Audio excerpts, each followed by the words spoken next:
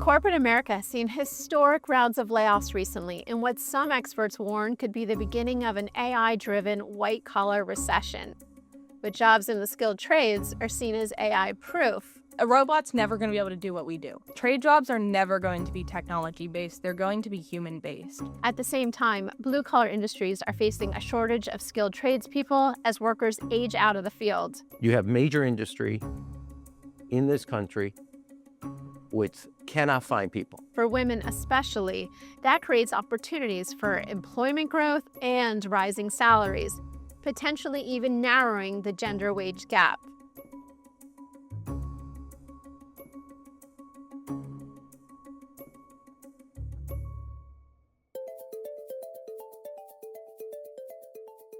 The number of women working as electricians in the U.S. has increased over the past 2 decades. And the number of women working as carpenters has increased by 17% over the same period. But it's still a small percentage of workers. In 2025, women represented just 3.5% of electricians and 3.1% of both carpenters and plumbers in the U.S. Experts say that women who pursue this path are positioning themselves for job stability and economic security. Average starting wages for skilled trade workers grew over 25% between 2019 and 2024, in some cases outpacing inflation. Pay-wise, you move up pretty fast. I've only been doing this for 2 years. I've gone from Tech 1 to Tech 2 to Tech 3, and I'm about to become a crew lead. Here at Chicago Women in Trades, we do a lot of hands-on training to get women prepared for these careers in construction.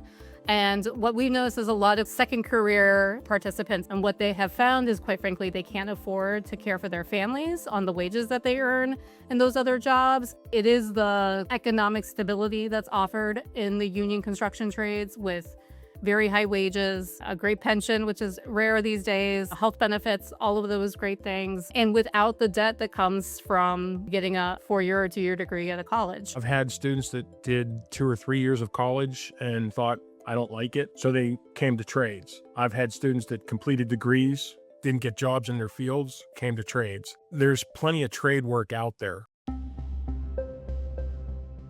While the skilled trades offer increasingly higher salaries and job security in the face of AI, women remain hugely underrepresented in some blue-collar fields. I was the only girl when I started. Currently, I am the only female technician. I interviewed with almost 13 companies, and nobody wanted to give me a field position.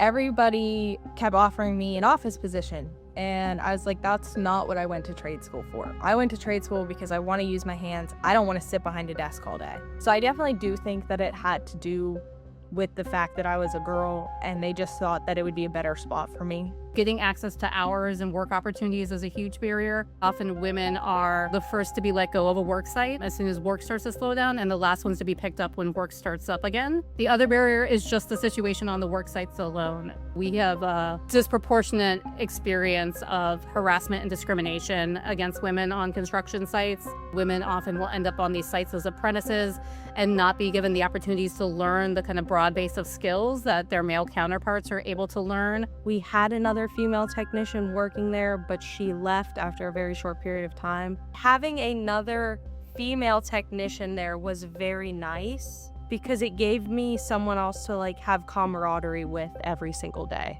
But at the same time, I get along with everybody I work with. They will train me and they watch out for me at work. I kind of like being the only girl at my company because I've earned a great amount of respect and I've made some really good friends because I come to work and I do my work, and that's why I'm there.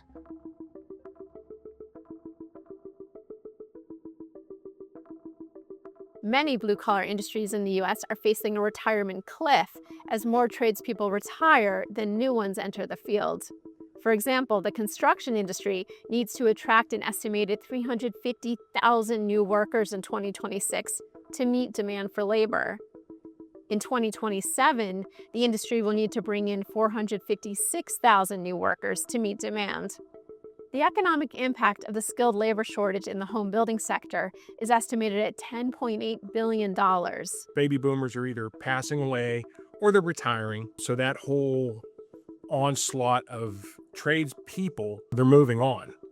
So there's plenty of opportunity. It's very clear that if you dismiss 50% of the population, you're not going to fill the gap. We are not short on interest from women in entering the trades. I think women can be a key piece to filling those workforce shortages and kind of bringing life to the economy. There have been federal initiatives to increase women's participation in the skilled trades in the past. During the Biden administration, the Department of Commerce launched the Million Women in Construction Community Pledge. Construction companies, unions, and training organizations that signed the pledge committed to increasing women's access to training, jobs, and leadership opportunities. Certainly the messaging that we have gotten since the new Trump administration has come into the office has really counteracted a lot of that progress. Women disproportionately experience poverty. Women often are leading households. And so I think when they're thinking about how do we support stronger families, more economically secure families, I think addressing sort of women's wage inequities and occupational segregation is a key component. It really can be a great career path that can really lead to buying your first home, making six figures within just a handful of years of training and work. So a really great economic opportunity for these women. Women's economic empowerment can spur economic growth at large. In recent years, women's discretionary spending has frequently outpaced men, driving U.S. spending growth overall, a key component of GDP. Trying to figure out a way to not just kind of plug and churn women in and out of the industry to fill kind of workforce gaps, but to really have them stay in that industry, to build in those careers and become sort of leaders and journey level workers down the road, I think is a piece we're really interested in making sure we're lifting up into these conversations about workforce shortage.